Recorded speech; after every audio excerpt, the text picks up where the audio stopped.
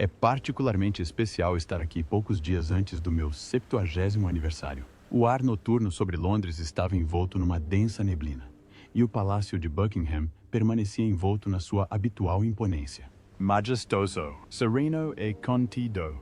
Para lá das portas de ferro, a cidade dormia. Os postes de iluminação tremeluziam contra o nevoeiro e, algures para lá do perímetro, o eco longínquo de um relógio batia 5 horas. Mas dentro daquelas muralhas centenárias, algo de subtil mudara. Havia uma inquietação que ainda não tinha nome. A Casa Real seguia um ritmo mais antigo do que qualquer um dos seus ocupantes. Os lacaios levantavam-se antes do amanhecer, as cozinhas fervilhavam de movimentos silenciosos e a guarda real trocava de turno com uma precisão disciplinada. Era um mundo regido pela cerimônia, pelo segredo e pelo silêncio. No entanto, num canto do palácio, ao longo do corredor privado que conduzia aos aposentos do rei, o silêncio assumira uma estranha presença, quase consciente. Um conselheiro sênior chamado Geoffrey Turner tinha servido 3 monarcas. Tinha testemunhado nascimentos, abdicações e funerais no palácio. A sua lealdade era inquestionável, os seus movimentos discretos e o seu conhecimento do protocolo real absoluto. Nessa manhã, seguiu o seu caminho habitual, passando pelos retratos dos monarcas cujos olhos pareciam segui-lo pelo estreito salão de serviço, onde apenas um punhado de assistentes tinha permissão para entrar. Nas mãos, uma bandeja de prata continha o chá da manhã do rei, um único envelope com correspondência e um jornal dobrado do dia. Parou diante da porta do quarto de Sua Majestade. Eram quase 5h30, e o rei era conhecido por acordar cedo. Geoffrey bateu suavemente, mas novamente sem som. Esperou, como tinha sido treinado, antes de tentar abrir a porta, mas o puxador não rodava. Trancada. Isso era raro, quase inédito. Em todos os seus anos de serviço, a porta do quarto do rei nunca tinha sido trancada de madrugada. Até a rainha Isabel, recordou Geoffrey, preferia as suas portas fechadas, mas nunca trancadas com barricadas. Era a regra tácita da confiança dentro da residência real. Privacidade, sim, mas nunca segredo. Franziu a testa e bateu novamente. Vossa Majestade, chamou, com a voz cuidadosa e controlada. Ainda assim, não houve resposta. O corredor pareceu fechar-se ao seu redor. Hesitou. Depois pousou o tabuleiro e pressionou discretamente o pequeno botão escondido na moldura de madeira. Um sinal para a equipa de segurança noturna. Em instantes, apareceram 2 guardas, com expressões alerta, porém contidas. Trancado? Perguntou um deles em voz baixa. Geoffrey assentiu com a cabeça. Sem resposta, murmurou. O protocolo ditava que, se o rei não respondesse, o médico particular deveria ser alertado. Sir Alistair Denham, o médico real durante quase 15 anos, chegou minutos depois. A sua expressão era sombria, porém calma. Bateu também à porta, chamando pelo nome do rei. Sem resposta. Finalmente, após uma breve troca de aprovações formais, o chefe de segurança apresentou a chave mestra. Ela rodou lentamente na fechadura, o metal rangendo contra anos de desuso até que o mecanismo se soltou com um ligeiro clique. A porta abriu-se parcialmente antes de se emperrar em algo. Geoffrey empurrou levemente e parou abruptamente. O quarto do rei, geralmente impecável, estava em completa desordem. As cortinas estavam abertas de forma irregular, papéis espalhados sobre a secretária. Uma brisa suave soprava de uma janela bela aberta, trago o leve farfalhar de uma cortina solta. A cama estava feita, mas vazia, e sobre a antiga secretária, junto a um copo de água pela metade, jazia um objeto que não estava ali na noite anterior. Era um pequeno retângulo, da cor de carvalho envelhecido. A sua superfície apresentava entalhes tênues, símbolos gravados à mão que ninguém presente conseguiu reconhecer de imediato. Envolvido frouxamente à sua volta, havia um tecido bordado. O brasão real estava desbotado pelo tempo. Geoffrey aproximou-se, hesitant. A caixa estava fechada, mas não trancada. Sir Alistair olhou para os guardas. Fiquem perto da porta. A sua voz era firme, mas os seus olhos revelavam curiosidade. Geoffrey, tremendo ligeiramente, levantou o pano. Por baixo, viu um pedaço de papel dobrado e um envelope selado com cera vermelha. Nele constava o monograma real IR.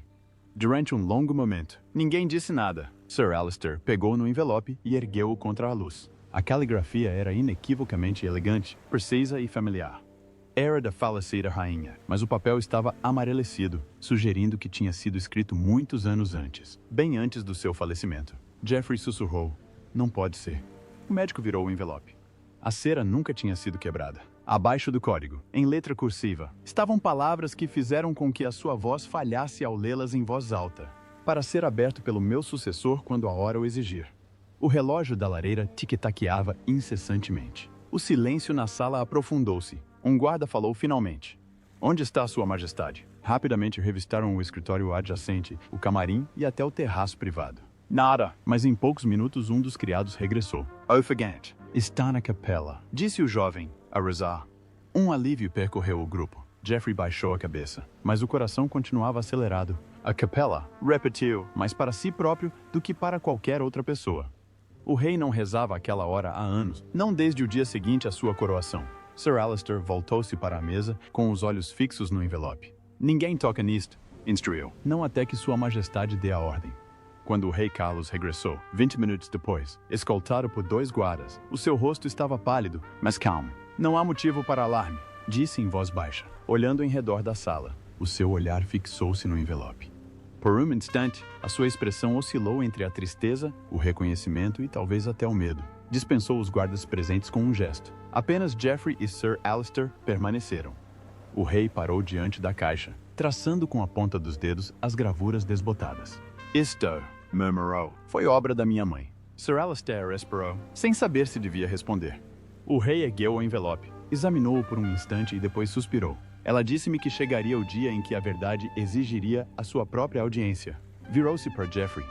Pode retirar-se, Geoffrey. Obrigada. Quando a porta se fechou, apenas o rei e o seu médico permaneceram. Charles rompeu o selo com cuidado deliberado.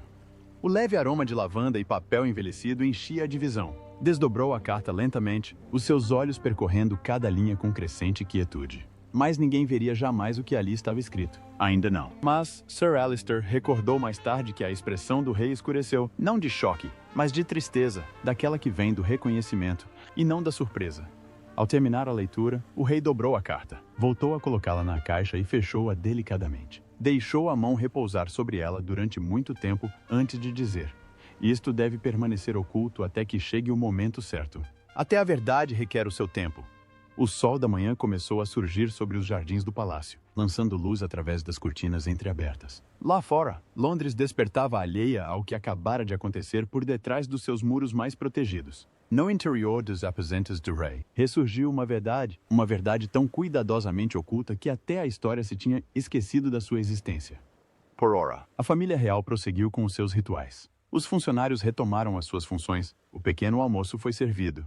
A agenda pública manteve-se inalterada. Contudo, sob a aparência polida da monarquia, algo invisível começava a despertar uma revelação que aguardava em silêncio, como sempre acontecera. Por ora, o destino traria à luz. Nessa manhã, nenhum anúncio foi feito. A assessoria de imprensa não recebeu qualquer atualização. O mundo continuou seu ritmo normal. Alheio ao facto de que um segredo guardado a 7 chaves durante séculos tinha acabado de ressurgir no coração privado do Palácio de Buckingham. E algures no fundo daquela sala dourada, sob o murmúrio silencioso da própria história, a carta de uma rainha aguardava mais uma vez a hora que ela prevera. A carta escondida. A manhã seguinte desenrolou-se com a mesma elegância que o público esperava do Palácio de Buckingham. Os portões abriram-se para os primeiros funcionários, o estandarte real esvoaçava no telhado, e o aroma de madeira polida e rosas frescas enchia os corredores. Contudo, por trás da silenciosa precisão da ordem real, uma tensão contida persistia. Os conselheiros do rei, embora cuidadosos em aparentar compostura, moviam-se com uma contenção invulgar. Cada palavra trocada entre eles era baixa e pausada, como se o próprio ar estivesse a ouvir. Nossos aposentos privados do rei, a caixa de madeira repousava sobre a secretária, onde a deixara. A sala fora arrumada, mas a ligeira sensação de peso mantinha-se, como se a carta carregasse a sua própria atmosfera. Quando o rei entrou pouco depois do nascer do sol, acompanhado apenas pelo seu secretário particular e médico, o clima mudou. Os seus olhos estavam vermelhos pela falta de sono, embora a sua postura se mantivesse digna. Vossa Majestade, começou Sir Alistair suavemente. Gostaria que as reuniões da manhã fossem adiadas? Charles abanou a cabeça negativamente. Não, o país não vai esperar porque li uma carta. Aproximou-se novamente da caixa, passando a mão sobre as gravuras. Mas o que nela está escrito deve ser compreendido e tratado com cuidado. A secretária, cautelosa, mas curiosa, perguntou o que mais ninguém se atrevera a perguntar. Era mesmo de Sua Majestade? O rei assentiu lentamente, sem questionar. A sua mão, o seu selo, o seu perfume. Eu lembro-me disso. Fez uma pausa, com o olhar distante. Mas o conteúdo, aquilo não foi escrito para o público. Ergueu a carta mais uma vez, desdobrando-a cuidadosamente. O papel estalou suavemente. A sua voz, ao ler em voz alta, era baixa, quase reverente. Ao meu sucessor, começava. Quando isto chegar até si, carregará o fardo que mantive oculto durante tanto tempo. Sob o peso da coroa jaz uma verdade mais antiga do que qualquer trono. É preciso decidir quando enfrentar isso e como suportar. Parou de ler ali, baixando a página com um suspiro. O silêncio que se seguiu pareceu mais pesado do que antes. Ela escreveu isto pouco depois da sua coroação. Murmurou ela, querendo dizer que ela sabia algo que eu não sabia. Algo que nem o meu pai alguma vez mencionou. O médico inclinou-se ligeiramente para a frente. Acredita que isso diz respeito à linha de sucessão? O Ray ponderou. Depois abanou a cabeça negativamente. Não exatamente. Ela escreveu sobre um lugar selado e sobre um voto entre monarcas. O tom não era confessional. Foi instrutivo, como se ela esperasse que eu encontrasse alguma coisa. Por um instante, pareceu perdido em pensamentos. Depois, com autoridade tranquila, disse: chamem o arquivista. Em menos de 1 hora, chegou a arquivista do palácio, Margaret Weller, uma mulher na casa dos 60 anos com um olhar penetrante e a disciplina de uma historiadora. Ela tinha servido tanto a falecida rainha como o rei, a sua lealdade comprovada ao longo de décadas. Quando o rei lhe entregou a carta, ela manuseou-a como se fosse uma relíquia.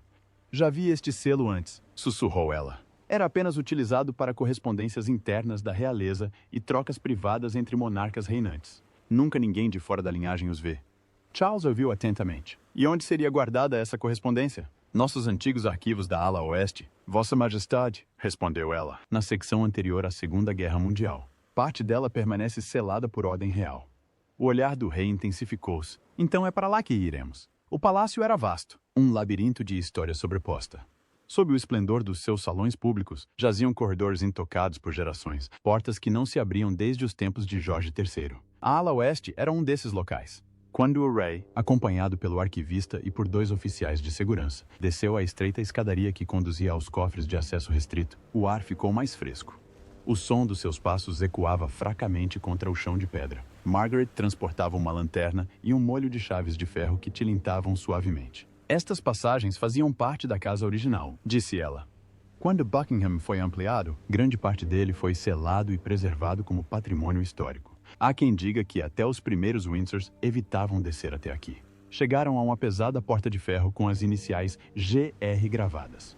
Sob o pó, uma linha de palavras estava gravada no metal. O que está selado sob a coroa permanece à sua guarda. O rei permaneceu diante dela, em silêncio. Ela mencionou uma câmara, disse ele. Seria esta? O arquivista inseriu uma das chaves. A fechadura rodou com um rangido. A porta abriu-se para dentro, revelando uma pequena câmara tenuemente iluminada pela lanterna. No interior, prateleiras forradas a cedro estavam repletas de livros de registro, retratos e caixas com objetos há muito esquecidos. Ao centro, um único baú coberto com uma bandeira da União desbotada.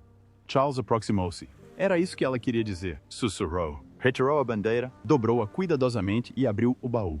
No interior encontravam-se cartas, mapas e uma coleção de documentos pessoais pertencentes ao passado do monarca. Mas o que lhe chamou aquela atenção foi um pequeno espelho com moldura de prata que repousava sobre a pilha. A sua inscrição dizia: "A coroa vê tudo." O rei ergueu-o com cuidado. Por um instante, o seu reflexo tremeluziu no vidro. Distorcido, inserto. Colocou-o de lado e começou a examinar os papéis que estavam por baixo. Estavam escritas com uma caligrafia cuidada do início do século XX, assinadas pelo primeiro monarca da Casa de Windsor. As palavras falavam de um pacto de discrição, um acordo para ocultar uma verdade sobre as origens da coroa. Algo que, a ser revelado, poderia destabilizar a fé na linhagem. O rei fechou o cofre silenciosamente. Parece, disse em voz baixa, que a monarquia tem guardado mais do que apenas a tradição. Margaret olhou-o solenemente. Devo registrar isso no arquivo oficial. Vossa Majestade? Ele abanou a cabeça negativamente. Ainda não. Deixemos a história descansar mais um pouco. Quando chegar à altura, o mundo saberá por mim, não por boatos. Enquanto subiam novamente a escadaria estreita, o rei remoía as palavras da mãe. A verdade que ela previra alcançara-o, mas o momento, o significado e o preço ainda estavam por revelar. Quando chegaram de volta aos corredores principais, o palácio regressara ao seu familiar zumbido. Criados apressavam-se com bandejas e roupa de cama, e risos distantes ecoavam das cozinhas. Para o mundo exterior, a monarquia permanecia tão impecável como sempre. Contudo, sob a sua superfície, o rei carregava agora uma carta que poderia reescrever o que a Grã-Bretanha pensava saber sobre a sua coroa, o seu legado e o peso silencioso da sua verdade. A câmara lá abaixo. Nessa tarde, a chuva caía sobre Londres, suave e implacável, pintando a cidade de tons prateados. Das janelas do palácio, o rei observava as nuvens abaixarem sobre os jardins. Era o tipo de chuva que parecia silenciar tudo. Ruas, vozes, até mesmo pensamentos. Contudo, naquela quietude, a sua mente estava tudo menos tranquila. As palavras da carta da sua mãe ecoaram dentro dele como um sino antigo. Sob o peso da coroa reside uma verdade mais antiga do que qualquer trono. Virou-se para a caixa de madeira que repousava sobre a mesa. As suas esculturas brilhavam levemente na penumbra, símbolos de vinhas e coroas entrelaçadas. Quase conseguia ouvir a voz dela enquanto os associava à sua calma autoridade, à sua contenção inabalável. A rainha levara o seu segredo para o túmulo. Agora, cabia-lhe confrontá-lo. Ao anoitecer, tomou uma decisão. Independentemente do que o local selado significasse, estava na hora de o descobrir. Convocou Margaret Weller, a arquivista do palácio, juntamente com 2 oficiais de segurança de confiança e o mestre de obras, um homem de cabelo grisalho que tinha passado 30 anos a cuidar do labirinto sob a propriedade real. As suas instruções foram breves, mas precisas. Deveriam seguir os registros indicados nos documentos encontrados nesse mesmo dia. A descida começou perto da ala oeste, por uma passagem de serviço cuja existência poucos se recordavam. As paredes iam se estreitando à medida que avançavam, o mármore polido dando lugar à pedra bruta. Lâmpadas de petróleo antigas alinhavam-se pelos corredores, relíquias de uma era pré-elétrica. Os seus passos ecoavam, acompanhados apenas pelo som de água a pingar de algum lugar invisível. O último mapa mencionava uma fundação secundária ao abrigo desta secção. Margaret explicou, com a lanterna na mão. É anterior à estrutura moderna construída durante o reinado de Jorge III. Alguns destes túneis podem levar de volta a antiga residência de Buckingham. O rei pouco disse, com a expressão fixa numa tranquila determinação. Quando chegaram ao patamar inferior, o ar ficou mais frio. O cheiro à antiguidade impregnava a pedra. Uma porta aguardava-os ao fundo do corredor, reforçada com ferro, com dobradiças tão enferrujadas que pareciam fundidas. O mestre de obras examinou-a cuidadosamente. Esta porta não é aberta há séculos, murmurou, mas o desenho é inequivocamente obra da realeza, do século XVIII. E aqui, vê estas iniciais? O rei inclinou-se para mais perto. Acima da pega estavam gravadas as letras G, a marca de George Rex. Por baixo, quase invisível, estava uma frase esculpida no metal. O que permanece em silêncio permanece em poder. Charles deu um passo em frente, pousando a mão na porta. Depois quebramos o silêncio. Com esforço, a fechadura cedeu. A porta abriu-se com um longo e ressonante gemido que pareceu despertar algo ancestral no ar. A câmara que se encontrava mais além era pequena, não maior do que uma capela, mas a atmosfera estava carregada de reverência. O aroma a cedro e pó impregnava o ar. Estantes de madeira revestiam as paredes, cada uma contendo relíquias, livros de registro encadernados, caixas seladas com cera, retratos desbotados e algumas velas intocadas pelo tempo. No centro, erguia-se um baú de cedro coberto por uma bandeira britânica desbotada. O rei aproximou-se lentamente, como se entrasse na memória de todos os monarcas que ali tinham estado. Ergueu a bandeira com cuidado, dobrando-a cuidadosamente, revelando um emblema esculpido na tampa de uma coroa dentro de um círculo de estrelas. Margaret sussurrou. Este não é um símbolo britânico. Faz lembrar a heráldica de uma antiga casa real. Charles ajoelhou-se junto do baú e pressionou o fecho. Abriu-se facilmente, como se o estivesse à espera. No interior. Havia camadas de pergaminhos e rolos de velino, cada um selado com lacre. Na camada mais alta repousava um espelho com moldura prateada, pequeno o suficiente para caber nas 2 mãos. A inscrição na sua orla dizia: "A coroa vê tudo." Ergueu-o lentamente, o seu reflexo tênue na penumbra. Por um instante, julgou ver outro rosto sobreposto ao seu. A sombra de um antepassado. Talvez, ou simplesmente o truque de uma chama vacilante. Pôs-la de lado e começou a examinar os documentos abaixo. Margaret acendeu mais 2 lâmpadas para iluminar a divisão. A caligrafia nos pergaminhos era cuidadosa, deliberada e escrita ao estilo do início do século XX. Estas são as assinaturas de George V, observou ela. E aqui, de Eduardo, príncipe de Gales. Estão datados de 1916. O rei desdobrou o primeiro documento. As palavras nele contidas eram formais, quase cerimoniais. O texto falava de um pacto de discricionariedade entre os monarcas da Grã-Bretanha e um aliado continental, concebido para proteger uma linhagem comum numa época em que as identidades nacionais exigiam divisão. A linguagem era codificada, o significado velado, mas a intenção era inconfundível. Isto foi escrito durante a Grande Guerra, disse Margaret em voz baixa. Foi então criada a Casa de Windsor, substituindo os antigos nomes alemães Saxe-Coburgo e Gotha. Este pode ter sido um acordo privado entre eles para ocultar laços familiares mais profundos. O rei continuou a leitura, com o rosto endurecido. O documento fazia referência a linhagens sanguíneas entrelaçadas através do Canal da Mancha e a um juramento de silêncio feito para preservar a imagem de separação em prol do trono britânico. Havia mesmo menção a um herdeiro preservado através do segredo, uma expressão tão ambígua que podia significar quase tudo. Guardou os papéis de volta no baú, com a mão a tremer ligeiramente. Este, disse ele finalmente, era o fardo de que ela falava. Margaret olhou para ele, hesitant. Se isso viesse ao de cima, mudaria a forma como a monarquia é vista, mas não altera quem o senhor é. Sua Majestade. Esboçou um sorriso fraco e cansado. Talvez não por direito, mas talvez por legado. Somos herdeiros não só de coroas, mas também de escolhas. E algumas escolhas, acrescentou em voz baixa, perduram mais do que qualquer chuva. Durante alguns instantes, nenhum deles disse nada. O som da chuva lá em cima parecia infiltrar-se pela pedra, suave e rítmico. Então o rei fechou o baú, cobrindo-o mais uma vez com a bandeira dobrada. Seleme este lugar, ordenou. Ninguém entra sem a minha autorização. Enquanto regressavam pelo corredor, Margaret olhou para trás uma última vez. A câmara parecia respirar a luz da lanterna, os seus segredos momentaneamente perturbados após séculos de sono. Quando chegaram aos salões superiores, o contraste foi gritante. O brilho quente dos candelabros, o murmúrio suave das vozes, o deslizar silencioso dos criados a preparar o jantar. O rei parou a soleira da porta, limpando o pó das mãos. Vossa Majestade, disse Margaret suavemente, o que fará agora? Virou-se para ela, com o olhar distante. Pensarei e rezarei. A verdade nunca é inimiga, mas o momento certo determina a sua misericórdia. Nessa noite, enquanto as luzes do palácio se apagavam e Londres se entregava à chuva, o rei regressou aos seus aposentos privados. A caixa de madeira continuava sobre a sua secretária, a carta da rainha cuidadosamente dobrada dentro dela. Contemplou-a durante muito tempo, o tênue reflexo da luz das velas a dançar sobre a sua superfície. Depois sussurrou quase para si mesmo. Sabes, mãe, sempre soubeste. Algures embaixo, por detrás de portas de ferro e paredes de cedro, a câmara aguardava mais uma vez em silêncio. A sua revelação agora às mãos de um monarca que carregava não só o peso da história, mas também a inquietante consciência de quão frágil a verdade podia ser quando guardada por uma coroa. O vazamento. Durante 3 dias, o palácio manteve-se estranhamente sereno, como se a descoberta sob os seus pavimentos nunca tivesse ocorrido. Todas as manhãs se desenrolavam com a cerimônia familiar, guardas nos seus postos, carruagens a chegar, ajudantes curvados com a graça praticada. Contudo, sob aquela calma superficial, uma ansiedade silenciosa pulsava por todos os corredores. Os poucos que conheciam a Câmara moviam-se com calculada cautela, trocando olhares discretos, mas sem dizer uma palavra. Era um segredo demasiado pesado para ser discutido e demasiado perigoso para ser ocultado para sempre. Mas os segredos, mesmo os da realeza, raramente permanecem em silêncio por muito tempo.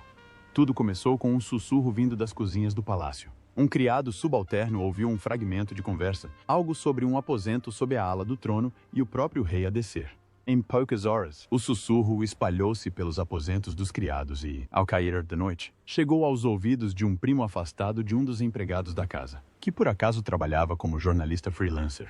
Na manhã seguinte, uma manchete apareceu discretamente num pequeno site de notícias de Londres. Movimentação misteriosa dentro do Palácio de Buckingham. Atividade à meia-noite gera especulações. A princípio, o palácio ignorou o assunto. Tais rumores não eram incomuns. Durante gerações, a coroa viveu sob o olhar constante da curiosidade e das conjecturas. Mas desta vez, o silêncio apenas aumentou a intriga. O rei estava em Windsor quando o gabinete de imprensa o informou. Estava de pé junto à janela, observando a névoa que se espalhava pelos jardins, com uma expressão indecifrável. "Quão grave é?" perguntou em voz baixa. "Contido por enquanto", respondeu o secretário das comunicações. As principais cadeias de televisão ainda não noticiaram, mas os relatos online estão a ganhar força. Charles assentiu lentamente, com as mãos cruzadas atrás das costas. E quem vazou a informação? E quem vazou a informação? Não podemos ter a certeza. Vossa Majestade, houve uma falha interna, mas é possível que a informação tenha sido obtida a partir de relatos incompletos. Os criados conversam. Os registros de segurança foram acedidos. O rei afastou-se da janela. Então não daremos ouvidos a sussurros, disse ele com firmeza. Manteremos a compostura. A verdade, seja qual for a forma que assuma, nunca deve parecer defensiva. Entretanto, em Londres, a assessoria de imprensa trabalhou incansavelmente para controlar a situação. Um comunicado cuidadosamente elaborado foi divulgado. Não houve nenhum incidente significativo dentro do Palácio de Buckingham. Os relatos que sugerem descobertas de natureza histórica são infundados, mas a linguagem ponderada, deliberada e ligeiramente formal não convenceu ninguém. As negações sem convicção transportam muitas vezes o cheiro da verdade.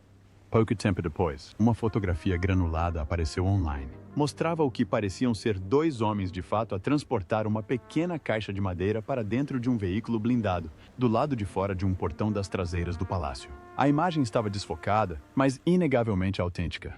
A legenda dizia simplesmente, evidências removidas.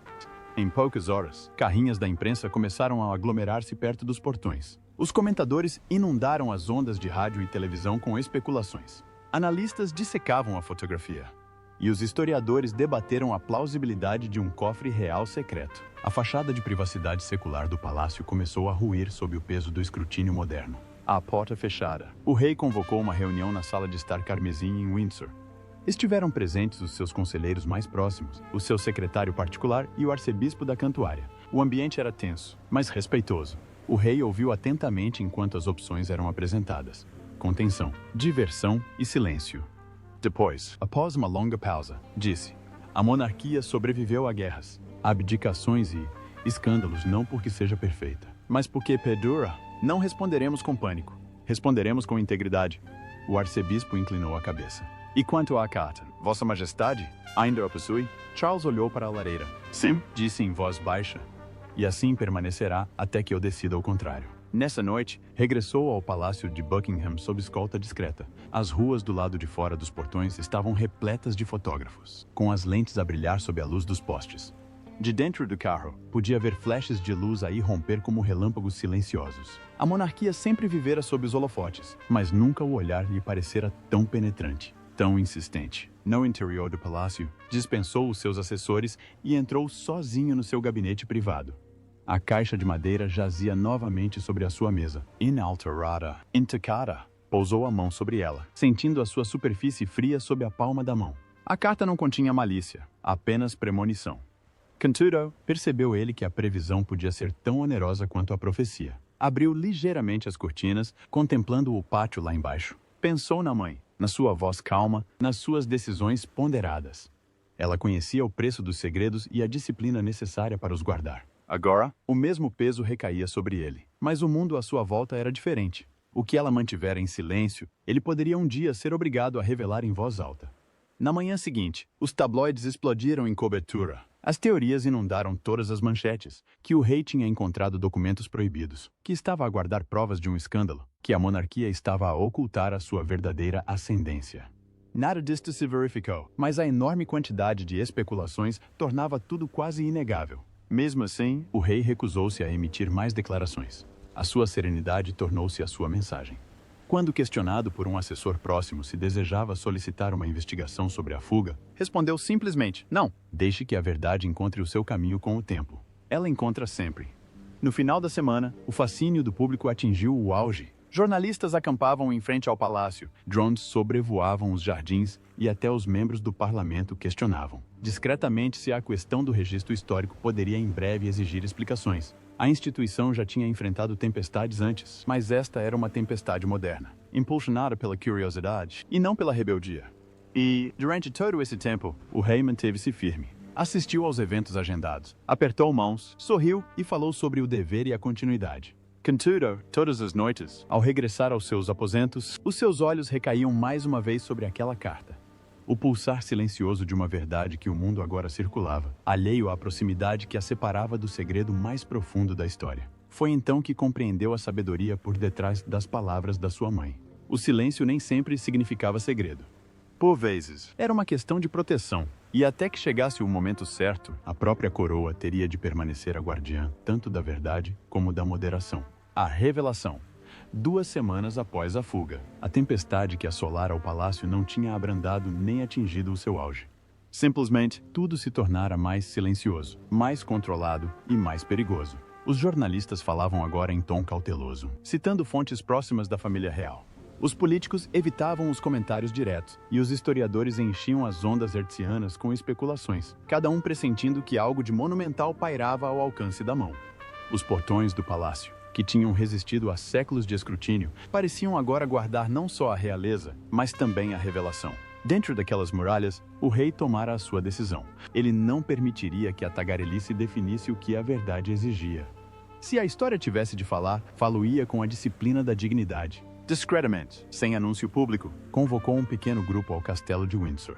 4 historiadores, 2 representantes da igreja, o arquivista real e o seu secretário particular. Sem imprensa, sem câmaras, sem assessores para além daquele círculo. Apenas testemunhas, escolhidas não por lealdade, mas por discernimento. O encontro teve lugar na longa galeria, onde retratos de monarcas observavam de todas as paredes.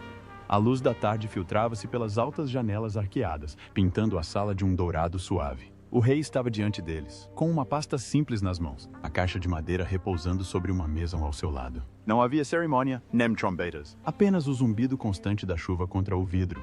A minha mãe deixou-me uma carta, começou ele. Não era para o público, era para quem viria depois dela.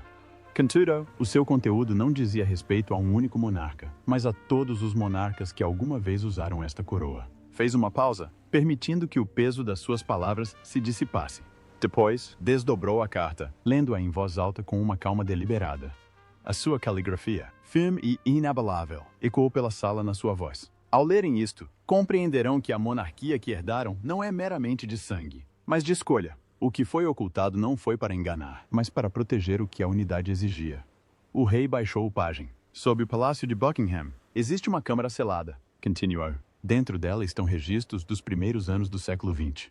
Estes registros falam de um pacto entre o primeiro monarca da Casa de Windsor e os seus parentes continentais. Foi forjado em tempo de guerra, quando a sobrevivência desta instituição exigia a ilusão de separação.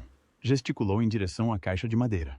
Os documentos confirmaram que a nossa linhagem se estendia mais longe do que o mundo acreditava. A mudança de nome de Saxe-Coburgo e Gotha para Windsor não foi apenas simbólica, foi estratégica. Mas, para além disso, ocultou laços familiares, financeiros e políticos que não resistiram ao clima daquela época. A sala estava silenciosa, ninguém falava. Margaret Weller, a arquivista, perguntou finalmente. Isto altera a legitimidade do trono. Vossa Majestade? Os olhos do rei cruzaram-se com os dela. Não, o trono não se baseia na pureza do sangue, mas na continuidade do dever. No entanto, o que estava oculto moldou a forma como esse dever foi cumprido. Fez dos monarcas guardiões da ilusão. Não da verdade? O arcebispo inclinou-se para a frente e perguntou. Gostaria que esta verdade fosse registrada? Sim, respondeu o rei. Mas não divulgada, não explorada, preservada com contexto, com compreensão. A história não deve ser usada como arma, mas nunca mais deve ser enterrada. Abriu a caixa e retirou vários documentos dobrados. O próprio pacto, a correspondência entre os monarcas e o espelho de prata que se encontra na câmara de baixo. Colocou o espelho sobre a mesa, a sua superfície baça sob a luz tênue. Isto, disse ele suavemente, foi encontrado juntamente com os papéis. Nele está a inscrição, a coroa vê tudo. A minha mãe disse-me uma vez que todo herdeiro herda não só a autoridade, mas também a memória. Acho que agora já percebi o que ela quis dizer. Durante algum tempo, ninguém se mexeu. O peso dos séculos pairava no ar como um suspiro suspenso. Quando os historiadores finalmente se pronunciaram, fizeram-no com cautelosa reverência. Concordaram em documentar tudo sob sigilo, a ser arquivado por ordem régia, acessível apenas mediante comando do monarca ou por decreto parlamentar. A verdade não sobreviveria como escândalo, mas como história, aguardando o seu momento determinado. Nessa noite, muito depois de os estudiosos terem partido, o rei caminhou sozinho pelos corredores de Windsor. A chuva tinha parado, mas o ar estava pesado, impregnado do cheiro a pedra molhada e cera de vela. Parou junto a uma janela com vista para os jardins, onde as lâmpadas brilhavam fracamente na escuridão. Pela primeira vez em semanas, os seus ombros pareceram mais leves. Não escapara ao fardo, apenas o partilhara com o próprio tempo. Mais tarde, nos seus aposentos privados, abriu um último documento da coleção. Era uma carta não dirigida a ele, mas ao futuro. Escrita com a caligrafia delicada da sua avó, dizia simplesmente, aqueles que reinarem depois de mim. Lembrai-vos, a verdade não destrói a coroa, purifica-a. Dobrou o papel delicadamente e colocou-o ao lado da carta da mãe. Então, no silêncio daquela hora da meia-noite, sussurrou, que assim seja. Nos dias que se seguiram, o palácio divulgou um comunicado ponderado. O comunicado confirmou que foram analisados materiais de arquivo de importância histórica por Sua Majestade e por uma equipa de especialistas, e que se referiam a registros do início do século XX sobre a evolução da Casa Real. A linguagem foi precisa, factual e comedida, sem sensacionalismo, sem negação, apenas reconhecimento. O efeito foi imediato e inesperado. O frenesim que antes rodeava os rumores começou a acalmar. O público, em vez de se tornar escandaloso, parecia quase contemplativo. Os comentadores elogiaram a serenidade do rei. Os editoriais falaram de um soberano disposto a encarar o passado com elegância. Em poucos dias, a monarquia transformou uma potencial crise numa demonstração de contenção e sabedoria. Contudo, nem tudo foi dito. Nas profundezas dos arquivos do palácio permanecia o baú selado, o seu conteúdo catalogado, mas inédito. O espelho, as cartas, o pacto, tudo preservado, aguardando uma era que os pudesse suportar sem divisão. O rei não tinha exorcizado os fantasmas da história. Ele apenas lhes dera paz. Numa noite tranquila, pouco tempo depois, regressou ao palácio de Buckingham. Ao atravessar o grande corredor, parou diante de um retrato da sua mãe. Os seus olhos, calmos e perspicazes, pareciam segui-lo. Você previu isso, murmurou. Deixaste-me tanto o fardo como o mapa. Depois, sorriu levemente. E talvez aquilo fosse amor. Quando o relógio do palácio bateu às 10 horas, entrou no seu quarto, o mesmo quarto onde tudo começara. A caixa de madeira ainda repousava sobre a sua secretária, com as cartas lá dentro. Lá fora, Londres cintilava sob o céu noturno, alheia ao facto de a sua instituição mais antiga, finalmente, se ter encarado e escolhido a honestidade em vez do mito. A verdade, outrora selada nas trevas, viera finalmente à luz, não como escândalo, mas como revelação. E nesta revelação, a monarquia encontrou não a sua ruína, mas a sua silenciosa redenção. A história sussurra onde as coroas são usadas. Por detrás da grandeza reside a humanidade. Imperfeita, sobrecarregada, resiliente. Se esta história te emocionou, inscreve-te para mais revelações reais inéditas, mistérios por detrás das portas do palácio e verdades que o tempo tentou enterrar. Porque toda a coroa guarda um segredo e todo o segredo espera para ser revelado. Curta, partilhe e subscreva este canal para mais conteúdo. Até a próxima!